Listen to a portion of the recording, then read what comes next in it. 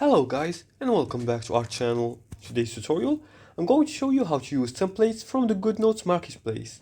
Do you know you can access ready-made templates in Goodnotes? The marketplace is full of useful layouts for studying, planning and more.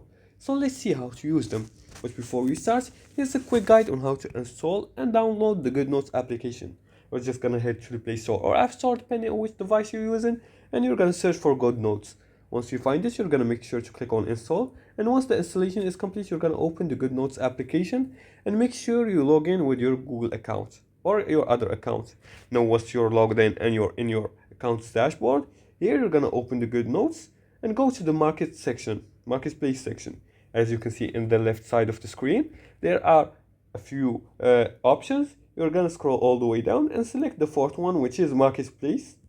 As it says 50 items for you, you're gonna click on it, and then you're gonna browse through the available templates like planners, notebooks or flashcards. Now the marketplace needs a stable internet in order to show you the templates, so you can scroll here. As you can see, there are a lot of templates, so choose the one between them and select the template you would like to download. For example, you can select any one. Once you view the price, then once downloaded, you're gonna open it in your library.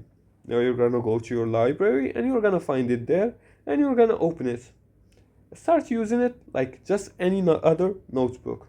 As you can see here, there are lots of sections. You have the homework section, the creator section, the work section, and the study section, etc. And you can even search by clicking on this right here, this option right here.